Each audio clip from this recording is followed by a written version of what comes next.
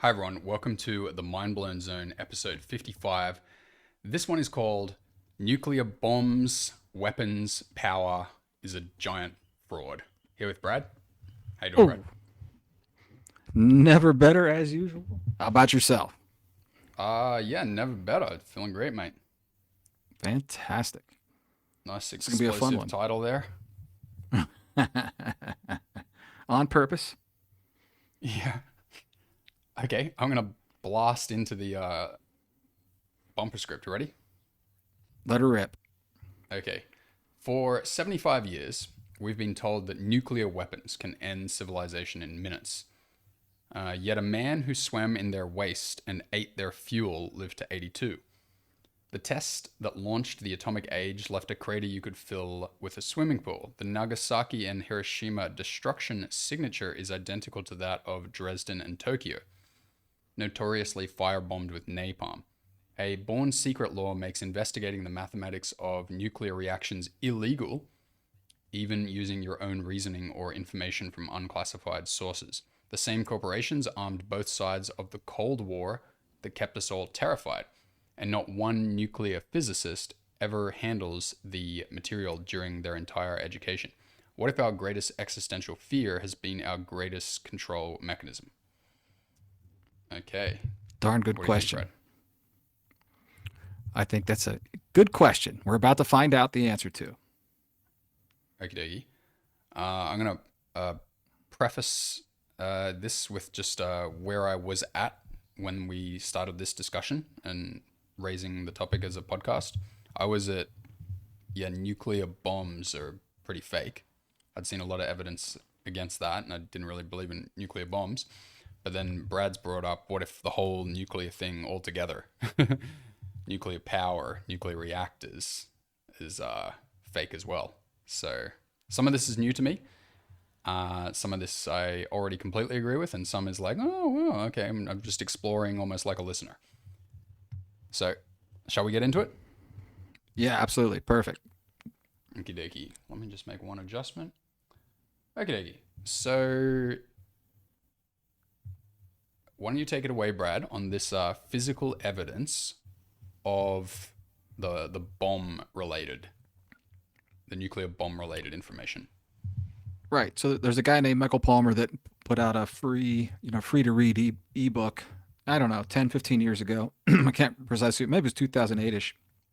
And he was a medical expert. He got fired from his university in Ottawa, Canada, I believe, for rejecting the COVID jab, if you can believe that, right? He like stood his ground, wouldn't take it, and they fired him a couple of years ago. So, What a horrible guy. right, this is a guy we can get on board with. Anyway, yeah, so basically, it's important to note about him that he still believes in the idea of nuclear bombs and the idea of atomic fusion and fission, right? So wasn't questioning that. All he did, and he was pretty straightforward about it, was looked at the medical evidence, the burn, the radiation, the lungs, and all this, and related it to what he knew and saw with damage to people who were burned with napalm or hit with mustard gas and that sort of thing.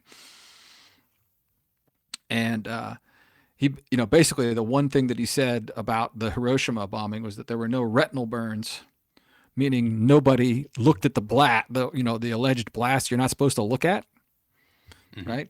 So we've been told that it'll burn your eyes out, right? You'll lose your vision instantly if you looked at the blast. So there's not one example of that happening to anybody, at Hiroshima or Nagasaki. And he said that the symptoms that he looked at, right, especially in the lungs and the nasal passages, the pharynx, right, the bronchi, right, all of it looked exactly like what he had plenty of clinical data he'd seen about mustard gas poisoning, right? There was nothing he saw that was what they describe or suggest as a radiation signature,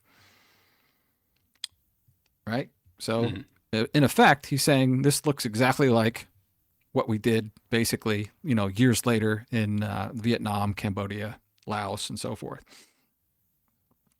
Right. Um, Let me he, comment there because I think, we did a podcast, I believe, called belief imprinting. Am I right there? We did that podcast, yeah? Mm-hmm. Yeah, very Yeah. early, yeah. So it's like the very first thing that forms your belief, right? And I remember when I was a kid, like less than 12 years old, I guess, like people came to our school and they were talking about Hiroshima.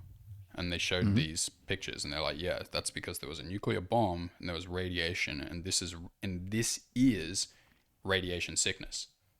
So the imprint of radiation sickness upon our consciousness is that.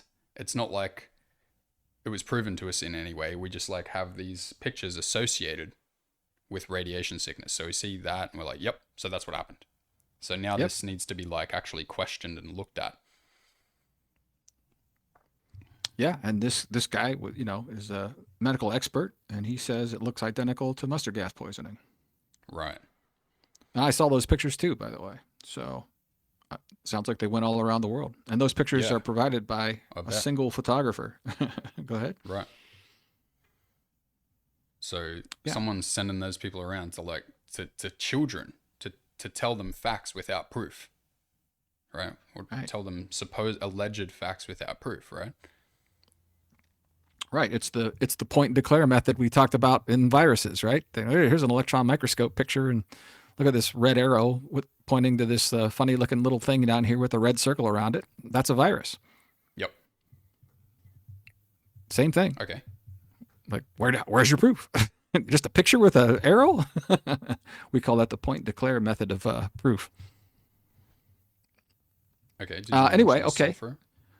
Yeah, it's noted all throughout the Japanese literature at the time that there was a strong smell of sulfuric odor in the air for weeks after. And this is, again, we'll talk about this in detail a little bit later in the podcast here. But that's sulfur is basically the element of fire, the thing that that comprises matches and mustard gas and napalm and all kinds of ways of combustion. They all have sulfur as a primary element. The fire element is basically what sulfur is. Yeah? It's interesting. Okay. He says the concrete buildings, we'll see more about this later too, but the concrete buildings near ground zero, right, were structurally intact with decorative cornices undamaged, which is precisely what you would see with a firebombing like Tokyo, Dresden, right? We're supposed, a nuclear blast is supposed to just basically knock everything over and destroy it, right? Especially at ground zero, right? Yeah, like if you look at the Oppenheimer film, that wonderful piece of programming that I walked out on towards the end when it just became a courtroom drama. It was so boring. That's one of the films that Christopher, what's his name? Nolan? Yeah. Like he does one propaganda film and then one interesting film. That seems to be his career. One after the other. They show you this massive blast. So, I would have expected that the entirety of these cities were just completely leveled, right? Like literally flat, like with just dust and nothing else. But it's completely not like that. It's not even close. Like literally none of the concrete buildings were knocked over. Right? So, there's like some should have been knocked over, many, most, right? Any of those things would have been something. But the idea that none of them, right, at ground zero, right, were still standing and perfectly fine, right? They probably just rebuilt right around them. Anyway, and again, the destruction pattern looks identical to Tokyo and Dresden, which were notoriously firebombed, which is all that everybody is saying throughout this when it comes to Hiroshima and Nagasaki is these are firebombings. I'm just actually looking now. I just Googled, DuckDuckGo, actually, Hiroshima buildings destruction, just the first phrase that came to my mind. And yeah, it's totally right. It's just like some buildings aren't destroyed. Like there'll be rubble, and then next to it, there'll be a completely standing building. I mean, like how does that make any sense? Was a wood frame building got burned down. That's what firebombing does. It burns down the wood structures and leaves the concrete standing. Right? Mm-hmm. So there's your explanation. You want to go to the Trinity test? Right. So this is he also talked about the Trinity test, and this is the big. There are videos of this, right, that we've all seen out on the Bikini Islands or wherever they did those, right? Hmm. And the crater. They actually show the crater where they allegedly set off one of these nuclear bombs, and it's about 5 feet deep and 30 feet wide. So you said in the opening, right, like the size of a swimming pool or whatever, right? A small backyard swimming pool. And so the claim is that the bomb at the time was 200 times more powerful than what dynamite or TNT would produce. But the facts of the matter are is the crater is identical to a conventional dynamite explosion, right, with the amount of dynamite they used. And he also pointed out that the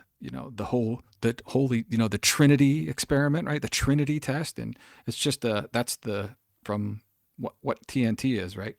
Trinitrotoluene. That's Hmm. TNT is the abbreviation for that. So that's where they get Trinity from. In other words, they're saying it out in the open, right? If you're clever enough to figure out their trickery. Right. Yeah. Interesting. I didn't never knew that it was called the Trinity test, but as soon as you said it, it's like, what? They called it that, and it was always interesting that they're always on about how many megatons or whatever of TNT this bomb is equivalent to. They're always talking about it. They always know exactly how much TNT for some reason it's exactly equivalent to. I was Right, like, oh, maybe right. because it was TNT. Maybe It's because funny. We don't have. Go ahead. Trinity test was TNT. Oh, really? Exactly. And we didn't get this into the podcast, and I didn't go digging for it, but there's somewhere out there. There's a story, from some army, a guy that was in the army back then, and they were tasked with. The story goes that there were two islands they were going to do these explosions on. One of them they were stacking boxes of TNT, and the other one they were stacking allegedly empty boxes, or they filled with something else that wasn't TNT, and that was going to be the real nuclear explosion. But the army, the grunts didn't know which was which. Mm. So the story goes that they actually set up two explosions on two different islands, and right, one was supposed to be TNT and one was supposed to be the nuke, but theoretically they both looked identical, and if they were both filled with dynamite. It's Anyway, like how I don't the know whether. moon landing was identical to the training data. Right, right. I couldn't tell the difference, right? Anyway, I don't know if that's true or not, but I remember reading that somewhere a long time ago. Anyway, let's keep moving. So this is more Palmer's research. He said there were 170 trees within 2 kilometers of Hiroshima, the ground zero, that survived, which is really hard to believe if it got like just absolutely lathered in firebombing. But you would think a nuke would just wipe them right out. He said those trees, suffered no radiation poisoning or anything. They all bloomed the following spring. And he's pointing out that the story goes that the radiation should have sterilized the soil for decades, so that nothing could grow anywhere. Mm. The facts are that they were rebuilding Hiroshima and Nagasaki within a week of those fire bombings. People were back in the city rebuilding, clearing out the rubble. Interesting, huh? Oh yeah. If I can mention something on the nuclear, alleged nuclear tests as well, like you know, we all probably have memories of seeing like video footage of like like in these cabins and stuff, and like supposedly the bomb is going off, and the furniture has been moved and destroyed, and there's pictures of outside the cabin, and it's like not pictures, like video, right? You seen that stuff? Yeah. Of course. But It's when like you look at it now, and this, I think it's even been on Joe Rogan. Like you look at it now, it's like that's little models, and they're trying to right. pass that off as like they filmed it, and like if they filmed it, well, how is the camera just sitting there stationary? Plus the fact that it just looks like a tiny little model. Like, and Yeah, they it looks ridiculous. at the time though, when you watch that as a kid, you're not smart enough to figure that out, and you're like, oh yeah, whoa, man, nuclear bombs, wow, man, crazy. I've seen it. I've seen nuclear bombs, but Right. like As long as there's an never have. authority source there, right, you buy it, Yeah. So right? I think that's why it seems so real to us. Like, no, nuclear bombs. I saw that when I was a kid. That's real. Like I know that. I've seen nuclear bombs for sure. But like if you look at your beliefs, you realize, wait, no, I just believe I saw nuclear bombs. You're just a little baby hatchling duckling that was raised by a human, and that human is your mom. Right. You imprinted right onto it all. Okie dokie. So now the Galen Windsor stuff. You want to take us through that? Sure, sure. I think this is Matt's favorite, and he is an interesting guy. This guy named Galen Windsor uh, was, started out in the, nuclear plants post World War II, with the nuclear power plants, and he was a safety engineer and did all sorts of things at these plants. And basically, his story is right that he, for the first 10 or so years, that let's just say whatever 1946 to 56 or whatever, somewhere in that time frame, there was no safety restrictions or anything with handling these nuclear, reactor rods and spent fuel and all the rest. It was just, everyone handled it like they would handle anything else. And then one day, all of a sudden, all these safety measures came in, and you had to wear all this gear, and you had to spray yourself down, and you couldn't spend more than 10 or 15 minutes near the reactor rods or the pools or anything. And he said it just all changed overnight at some point. Anyway, this guy went around doing seminars, around the country. I'm going to say in the 1970s and 80s, maybe the 90s, and he told people that before all those safety restrictions came in, he used to swim in the nuclear reactor spent fuel pools. Like he'd just go for a leisurely, lunchtime dip or whatever in it. He also said that he drank the spent fuel pool out of the water daily for many, many years. He filled up a 2-liter bottle, just dunked it in the pool and drank that water. At all his seminars, he would eat a spent uranium pellet. And he also said that he did that monthly for years and years and years, just to prove that there was nothing harmful about it. At his public lectures, he would pour some, uranium oxide on his hands and his palm, and he'd lick it and swallow it. And by the way, he'd hold a Geiger counter up to it first, and it'd go, clickety, clickety, clickety, click, right, like off the charts clicking. He'd hold it up to, a calculator and a pen and the desk or whatever. So, to show that none of those things were setting it off. But then he'd hold it up to his spent uranium, and it would, just like click off, the meter would go off the charts. So he'd eat it in front of everybody. And he'd also do little shows where he would ignite plutonium, creating a shower of flaming plutonium dust, and he'd let that fall all over his body. And, he did this hundreds of times in his public lectures. Mm-hmm. And the guy died at age 82 of Parkinson's disease. So he's got no leukemia or cancers. He basically did this for 30 plus years. Right. So I was just doing some searches here, and it really does seem that there was a time when this danger of nuclear waste wasn't a thing. Like it wasn't in anyone's, list of concerns ever. So at some point they literally did switch from it's not dangerous to it's dangerous. That happened. So this must have been the transition that this guy experienced. Yep. He said it all happened all at once. Just one day, everything changed. It wasn't like guys were dying off at the plant and no one could figure out why, or, everyone was, all the workers were getting cancer. It was just like, everybody was fine. And then they changed it, mid 50s. Yeah, By the way, he also said, interesting one. That's why I say this stuff is new to me as well. Like I'm a student here as well. I'm investigating this right now. He regularly talked about 3 Mile Island, which was the only, that was his career was before Chernobyl or Fukushima. So he said the whole thing was a fraud from end to end. He said there's no radiation, there's no, poison soil, nothing. He's like all of it's a lie. Right. Did you want to mention any extra stuff on Fukushima or Chernobyl about what's going on, why they would do those things now, or is that coming later? It's coming later. It's coming later. Okay. Well, yeah, I mean, we could talk about it. I mean, those are the 3 events that we all have heard about, right? And basically, but with all of them, everything's roped off, and the public can't have access, right? Because it's deadly, right? Like you can't go in there without protective equipment and all the protections you need. So they won't let any like a random podcaster or citizen journalist in to test everything out. So it's the government's word against yours. Same with Chernobyl. Right? You can't get anywhere near that place. And that always brings us to an interesting point in debate with people that if we propose that perhaps it's not dangerous, people will say back, no, they've proven it. So no, they haven't. Like none of us can go and find out. We can't go look at it at all. We just have to. It's always that we have to take the establishment, like the most powerful part of the establishment. We have to take their word for it, right? For some reason, we believe their word, like the least trustworthy people in our entire society. For some reason, we take their word on stuff.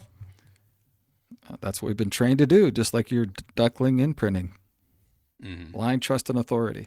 And for the record, they will let journalists come in from time to time, and they'll hand up a Geiger counter and take them to the places that, are clicking off the charts. We'll talk about this with this next guy here, Stephen Young, I think. This is the one that Matt has the most difficulty with, and for good reason. But it was this Stephen A. Young guy, who's a PhD, a Scottish guy. He's got a PhD in nuclear physics, and he's just kind of hit the circuit maybe 2 or 3 months ago. At least came to my attention. And he's really been the first person who has proposed an alternative to what we think of as nuclear fusion, reactor plants like 3 Mile Island and Fukushima and Chernobyl, right? Mm-hmm. So with Young, right, he's very pointedly admits that he got a PhD, right, a doctorate in nuclear physics, but never once in his career as education was he asked to handle any nuclear materials or, set up rods, or for him, it's just all theory and math.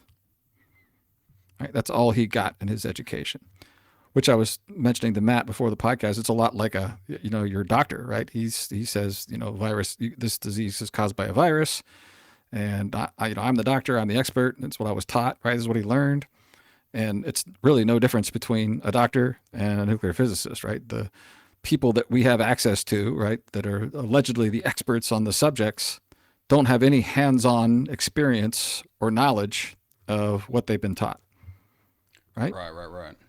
Yeah, this kind of clicked with me just here, the fact that they never handle it during their education, because you would think if they're going to be a nuclear physicist and actually work with nuclear material, that they're going to get trained on how to set up these rods, right? They're going to literally get trained on how to make nuclear fuel rods. And then when you realize, okay, there's a possibility that they don't do that, then it's like, oh, wait, so these alleged nuclear fuel rods are just delivered to the power plant. And who knows how they're made? That's the thing about it, right? That's the thing that makes you go, have I landed on that right? That's right. Yeah. My parents happen to know a guy who's a nuclear physicist, and as far as we're aware, he's the same thing. He's a desk jockey, right? He's a math whiz. Right? He's not getting his hands dirty, right? These guys aren't chemists in the least, right? Really? That's you would think that they're chemists, right? Right. And no one talks about a nuclear chemist, right? People talk about a nuclear physicist, but yeah, that's pretty funny. It's basically theoretical physics, is what nuclear physics is. Right. So this Stephen Young guy, right? He suggests that there's this process called sulfur pyrolysis that is some method of packing heat in and taking heat out of these rods. All right. Do you want to tell us about what that is, Brett? Yeah. Well, so he harkens back to kind of ancient alchemy, and Matt and I both understand that real alchemy is a spiritual, right? It's a spiritual metaphor, right? So the turning lead to gold isn't a thing that they really did. That's about evolving your egoic consciousness into a higher Christ consciousness, right? That's what they're really talking about. But no, there was legitimate secrets and techniques that basically these old alchemists had. You might as well call them chemists, right? Because that's what they really were. And they had a technique that they called secret fire. And it was basically sulfur pyrolysis. So the quick hitter is, right, what they call yellow cake, uranium oxide, is visually indistinguishable from refined sulfur. So if I were to, hold out a jar of uranium oxide and a jar of sulfur, you couldn't tell the difference.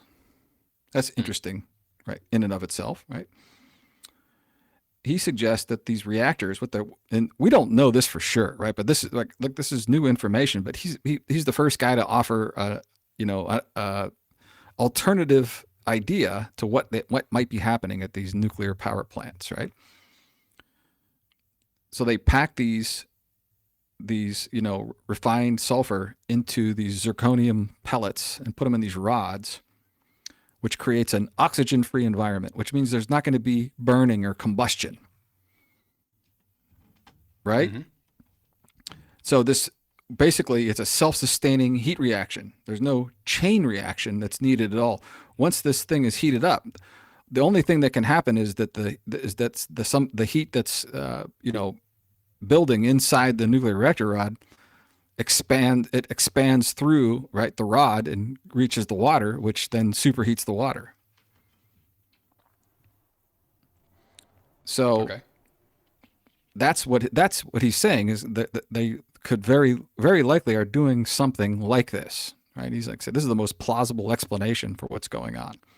So it's just a uniquely, cleverly designed ancient secret fire methodology that they've branded as nuclear fusion.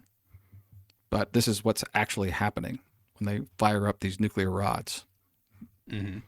In other words, the sulfur isn't burning, right? Nothing's being lost, right? It's just being heated up. And so because nothing's burning or going away, that heat has to dissipate through the rod, and that's what heats these pools. Mm-hmm. Make sense? So, yeah. I'd say like my position on this so far is like I tried to do some research on the sulfur pyrolysis, and with any information available to me, I definitely can't verify that that's a legitimate process. But I'm not here to have an argument with Brad about whether it's possible or anything. We did that offline, right? But what I would say is what's been raised is the possibility, at least, of this method. So that's open to chemists to come and analyze, and we'd love some information if you find anything. And also just the possibility that there is some method that isn't uranium.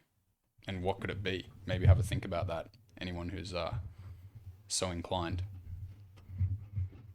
Yeah, I mean, that's all we can do at this point, right? We can't disprove what they're saying because it's all born doctrine, born secret doctrine, right? So we're not allowed to look at what they say they're doing, right? And your degreed PhD nuclear physicist, just all he can do is show you a bunch of paper and some equations and says, yeah, this is it. This is how it works. Right. Yeah, but it's the same thing with GPS, right? Like you could be a theoretical expert on how GPS works.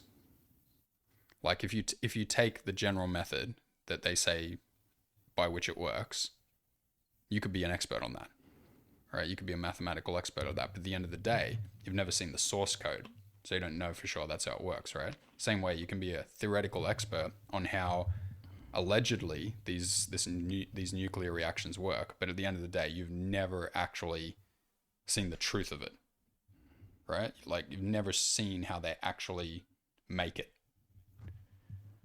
That's right. We seem to bump into this time and time and time again. It's a running theme, is it not? Oh yeah. It's GPS, viruses, nuclear fusion. Some expert somewhere knows, and they've told the layer below them how it works, but that's all we can get.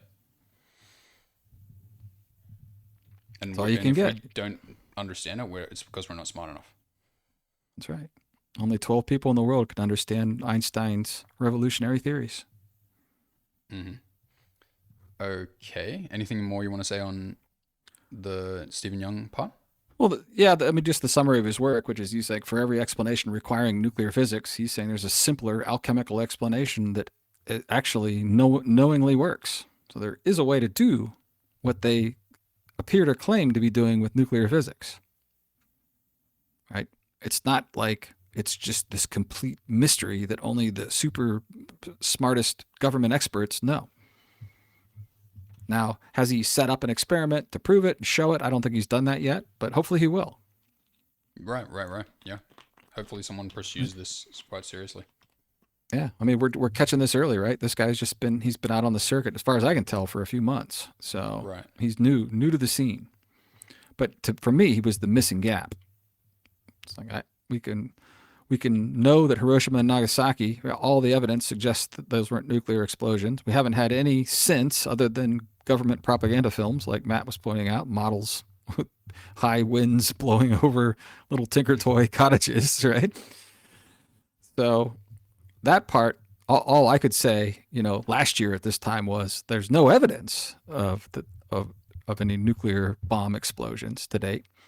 But I can't say they don't exist because I don't know, right?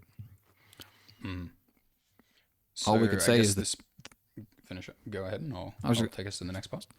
I'll say all we can say is we look at the two places where they allegedly dropped atomic bombs, and there doesn't appear to be anything at all suggesting that's what happened. Mm-hmm.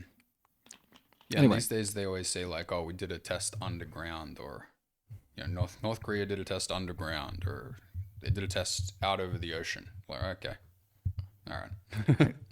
It's all 100%. Trust me, bro. Yeah, let's see a film from the first moment of the preparation of everything and tracking everything. Just like I'd like a film of someone going into space. Like, why can't I get a video camera of someone filming someone going all the way from launch up to the ISS? Well, I don't know why I can't get that. I do. Anyway, all right, so here we go. This is my favorite part of this is the Anthony Sutton stuff. Sure. And we talked about him in a previous podcast in his book, one of my favorite conspiracy theory books of all time, which was entitled "The Best Enemy Money Can Buy." You remember us talking about that a little bit? Sure. And so the purpose of this section is like, why would they fake it, right? Is that what this is answering? Like, why would they do this nuclear hoax? Okay, right. We're getting into the why questions now, but why? But why? Right? The overarching why answer to that question is they want to keep us scared, right? They want everyone to be frightened. That's the goal in everything that they do, right? Mm-hmm. The controllers, they're trying to keep us frightened because if we're in the fear vibration, we're below 200, we can't distinguish the truth from falsehood, and so they could tell us anything and we believe them. So that's the big map. Anyway, so in Sutton's book, right, he points out that Western and U.S. corporations literally built out the Soviet industrial complex throughout the entire Cold War, like almost from the get-go, like 1946, right just after World War II. All our big industrial and computer IBM's over there, Ford's over there, plus a whole bunch of corporations that aren't around anymore, but were a big deal, in the manufacturing sector, back in the 40s and 50s and 60s. We're all helping the Soviet Union build all of their military and nuclear facilities. That's a pretty strange thing to do if they were our bitter enemy. And, right, we were in a Cold War and they were the evil communists. Why would our government allow our biggest corporations to bring their technology over and give it to the Soviet Union, right? Okay. Doesn't make a lot of sense, does it? No, it does not. Unless, right, the entire Cold War was effectively professional wrestling. Mm-hmm. Right? So the funding, that everything just worked out just fine. Cuban Missile Crisis, it's fine. Right? Oh, good. So both sides funded by the same source, which is basically the Federal Reserve. And by the way, our banking interest funded the Bolshevik Revolution, right, in 1917, and overthrew the Tsar, wiped out his family. It was all funded by, Warburg and the J.P. Morgan, and they're the ones who funded Trotsky and Lenin. So nothing's too surprising here, right? So the outcome is that we let's make up a doctrine that they called MAD, right? Mutually assured destruction, that prevents direct conflict. So there won't ever be a nuclear war because we'd wipe each other off the map, off the planet, if one side started it. So that's pretty convenient, right? If in fact the entire story is a lie to begin with. Mm-hmm. That's it. Yeah, it's a pretty good thing to put in there. It's like, so that makes sense why there was never a nuke, right? Right. Well, the only violence was ever, sorry, conventional weapons, proxy wars, and stuff. There was never any engagement of any kind. Nobody ever accidentally pressed the button, right? The big Cuba, Kennedy, nuclear scare with Khrushchev, Bay of Pigs, right? That's just soap opera propaganda. Keep everybody scared. Like, oh my gosh, we were minutes away from starting a nuclear war. You probably might hardly be aware of that, Matt. I mean, neither one of us were alive then, but it was like 1961 or Right. whatever. Yeah, but you do kind of like grow up. Like you feel like you're born into this very dangerous place. Like one of the first things you hear about, like when you're in school, like there's, hey, guess what? There's nukes. We could get Right. blown up at any moment. Right. Just like literally vaporized, right? Yeah. If Yeah. it wasn't already frightening enough, nothing left over to even bury, right? Just canceled out. Anyway, so just a little add-on to Sutton here is right. Is that he didn't, unfortunately he thought it was this communist versus capitalist thing, and there were these evil communist or these evil capitalist tricksters that were just trying to make a buck, and he didn't realize that the whole thing was theater in his book, which is what we're suggesting, right? Professional wrestling. Hmm. Yeah. Yeah. If I can just add one more thing on the previous thing before we go on, the fear thing. It's not just that you're afraid that you can get wiped out. It's also that that it's them who can do it to you, right? So you don't just feel afraid you could die. You feel that someone specifically can kill you. That's the position you're in. Yeah, like at any moment. Not just kill you, like kill everybody you know and love in your city in 1 second.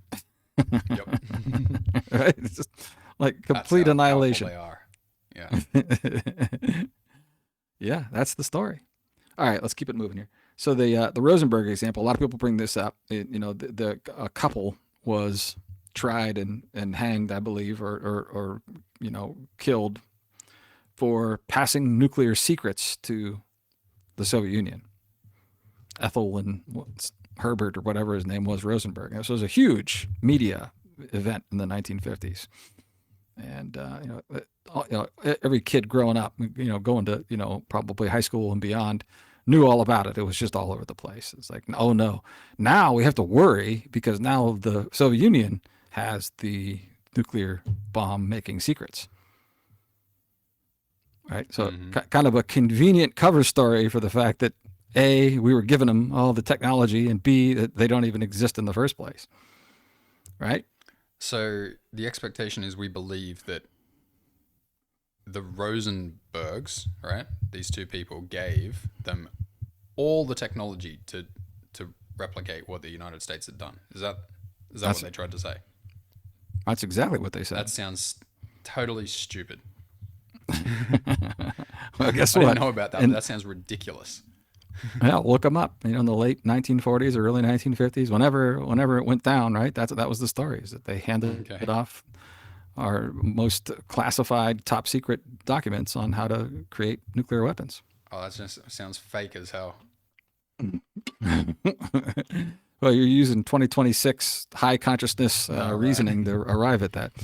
Yeah. Back then, it was you turn on your TV and Walter Cronkite tells you this scary story and you believed him. Right. Anyway, all right. So here's the last part here again. I call this the trading places at civilization scale, right? The 50-year experiment. So what I am and I'm suggesting it. I think Matt's agreeing with me, right? Is that if you remember the movie Trading Places, right? That was Eddie Murphy and Dan Aykroyd. Eddie was a street bum and Dan was living high society life, trading commodities and beautiful fiance and butler and the whole nine yards. And his uncles Randolph and Mortimer Duke, right? They make a little bet about whether it's your genes and your nature, right, is what causes you to grow up to be an upstanding citizen versus nurture and environment, right? the nature versus nurture, and the Dukes argue about it, and they make a $1 bet, and they flip their nephew Dan Aykroyd's life, turn him into a criminal, and they take Eddie Murphy off the street and make him a commodities trader. Right? Not That's a good realizing, not movie. caring at all.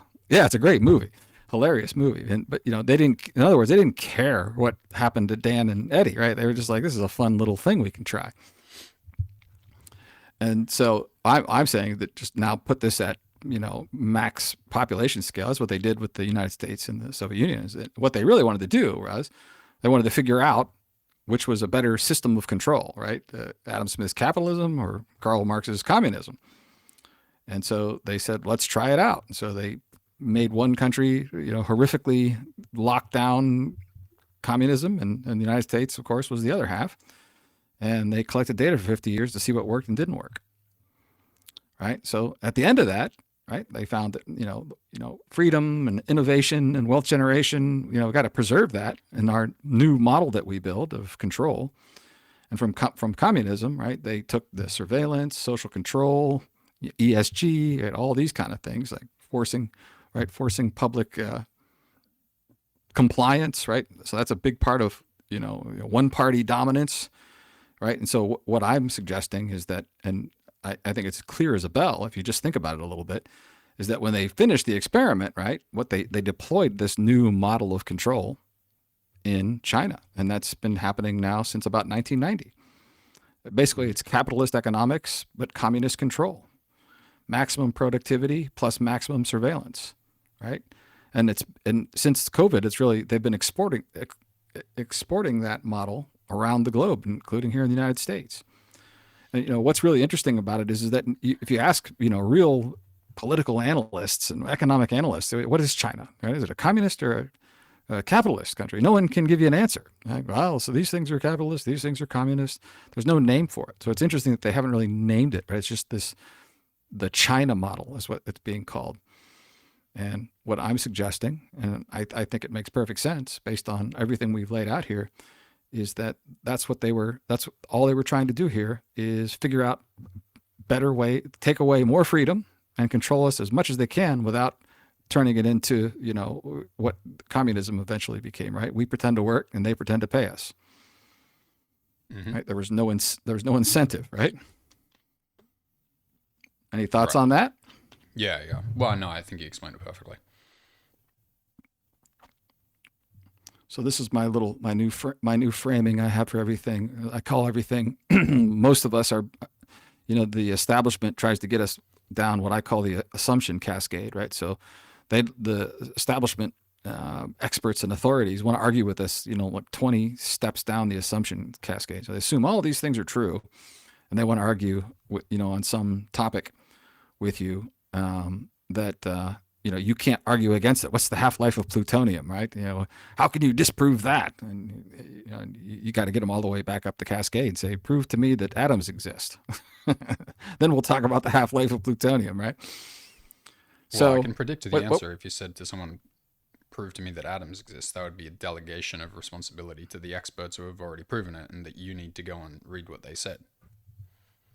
No, I want to see pictures and videos.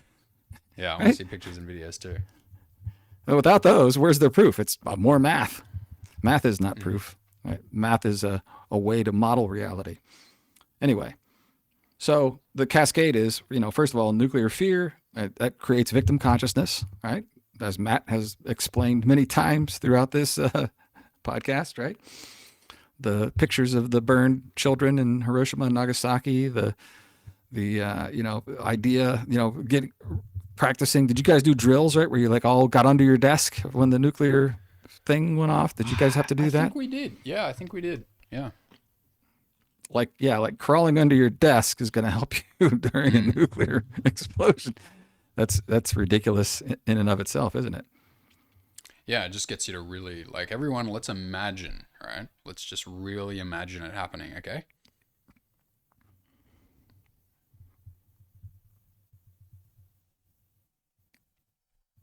Okay, are you there? Yeah. Oh, good. Sorry, everyone. We just had a little technical thing here, but yeah, I just said they really make you imagine it. Yeah, they pump the fear right into you, and the little kid, you don't even have the capacity to question it or argue with it, right? Mm-hmm. And by the Alrighty. time you start developing the capacity, it's already burned into your Yeah, psyche. it's too late, and you're busy now, right? You got money to make. Right, that's right. Yeah, you got to keep up with the Joneses at this point. Yeah. Anyway, but that's the cascade is generate the fear, right? Keep it going. It justifies trillion-dollar military budgets, energy monopolies, and right, it makes us feel totally helpless and totally dependent on our supposed protectors, otherwise known as government. Right? We're helpless. I don't know what I'd do without them. But Yeah, then they we'd, run we'd get society. nuked. We'd get nuked off the map if they weren't there for us. Okay, you got your upstream test here. Yeah, this Claude likes to do this now because I've reminded him of it so many times. But so my test for truth comes down to: is it simple? Is it obvious? Is it self-evident?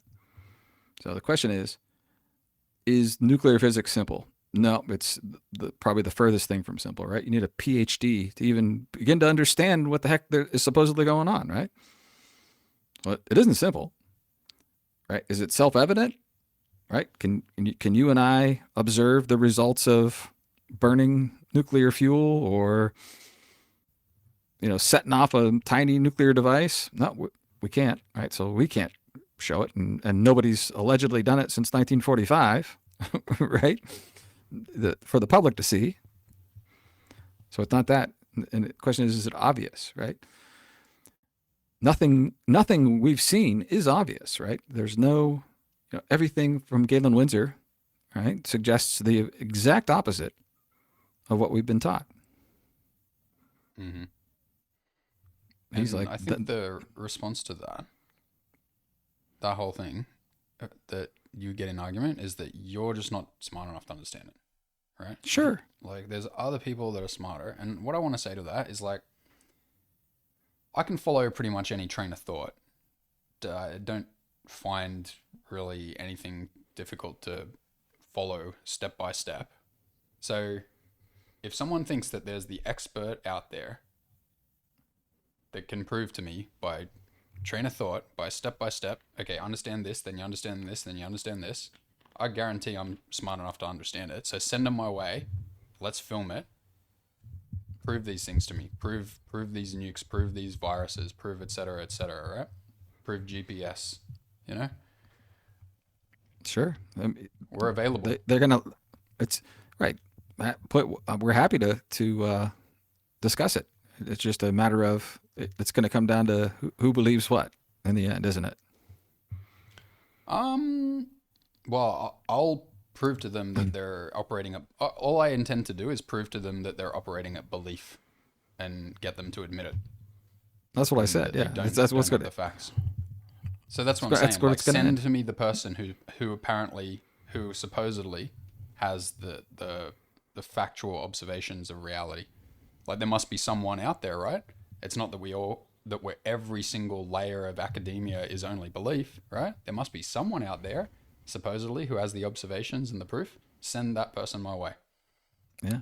Well, there's somebody somewhere, who knows where. I'm doubtful you can even find out where this may or may not be happening. But there's a plant somewhere, right? That's distilling and making this, Yeah, uranium oxide, yeah, right? Somewhere, someone's putting this stuff into these, nuclear rods and packing them up and shipping them off to nuclear power plants. So that would be the place. That would be the place to go, yeah, right?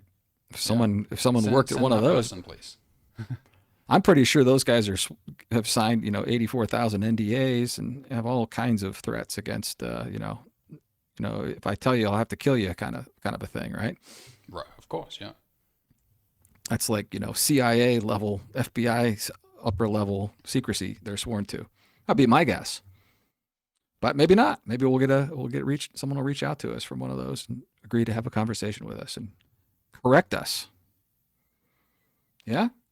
Yeah, and I think what we definitely achieved here is I think we proved that even though we don't know what's going on at nuclear reactors or whatever, I think we proved or made a pretty damn solid case that uh, this stuff is in the realm of belief amongst the public. Like, we only believe that it's nuclear power. We definitely don't know for sure. Well, yeah, But just to there's no add to reason that, to think it true. just to expand on that a little bit, right? Just not the public, but the actual people that are supposedly our highest level experts, right? PhDs in nuclear physics, they also just believe it. Right.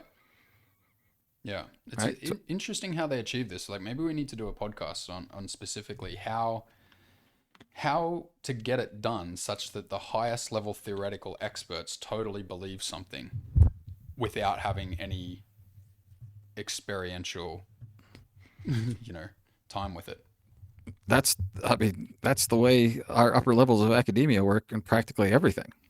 Right? There Yeah. are exceptions, of course, but this is in the areas that we've been looking into, right? Like medicine and health and uh, astrophysics and physics and atomic physics and nuclear physics, right? Like all these things, right? That are all these super things we've just figured out in the last 100 odd years and are super dangerous and super amazing. Like all this stuff is when you look at it closely enough, it's all just a bunch of abstractions. Mm-hmm. Yeah, Right. like there's a layer, there's a gap between the alleged experience and the belief, like that layer, right? It's just there in almost everything in academia. Right. A massive gap. Yeah, massive gap. Right. And what we're suggesting is that the reason that gap's so massive is because it's just not true. Yeah. Right. What they're selling ain't the truth. Now I could invoke some of my channeling stuff, and there's a mixture of it out there. But some of the channels I've heard that I find trustworthy say that why would the prime creator or the all that is give mankind a way to destroy itself with some methodology of physics, right, where it could just basically destroy all life on the planet because president of country X was angry and pushed a red button. Like, does that make a lot of sense? Probably not. Right? We could just wipe each other off and just basically destroy the planet. That's basically what would happen. If the U.S. and Russia decided to fire all their stuff at each other, it would literally wreck the planet. Mm-hmm. So the question is would that even be allowed to happen by higher spiritual forces? Anyway, I know I'm going out on a limb there. Well, how about All right, what do we this? get? Like, we got about 6 minutes left. All right, six, Yeah. 7 minutes left. Would you like to mention anything on theories or notions about like what is going on with uranium itself, or atoms, or gamma radiation and stuff like that? Because we did talk about that. Do you want to mention any of that? Well, I think we mentioned that what Stephen Young was suggesting was that at least visually, right? You can't tell the difference between uranium and sulfur, uranium oxide and Mm-hmm. sulfur. It looks identical, Yeah, right? I So looked it up, by the way. I looked it up while you were telling me before. You look up yellow cake uranium, and you look up sulfur powder, yellow sulfur powder. It is the same, the same. Like, it just right, looks exactly the same.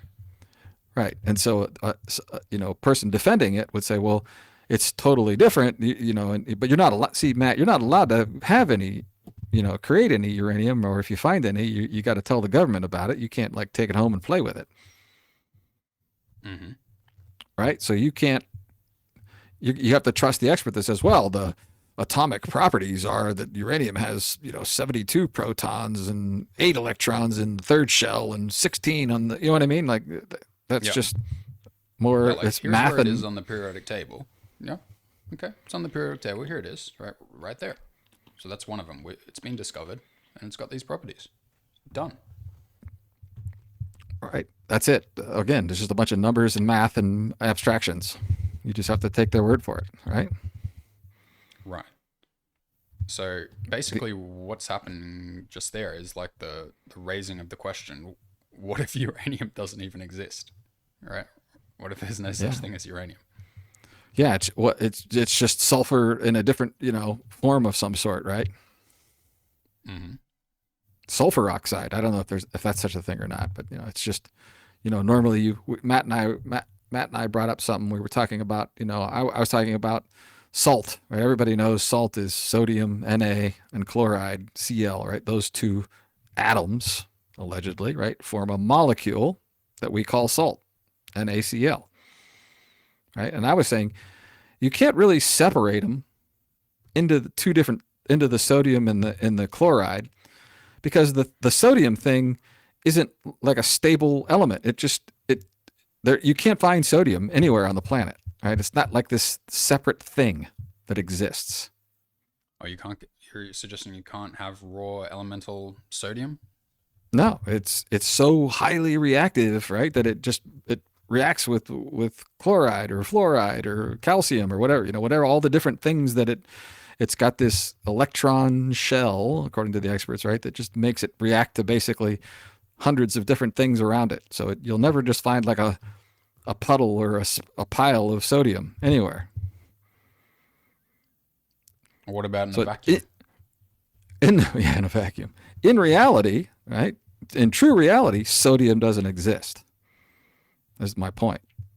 But Okay. that you can separate chloride out of a salt and have these two different things sitting here, and they call the one thing sodium, it's kind of a misnomer in a way, right? Like it's this unnatural state of this stuff called sodium. Anyway, it's interesting to think about it in that way.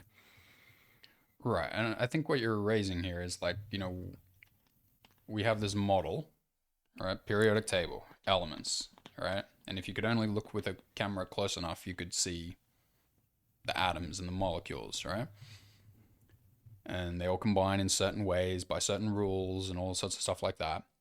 But ultimately, what you're suggesting is that there is not necessarily specific elements and specific atoms, right? What are you kind of suggesting instead? Just like different energies or something like that? What are you getting at?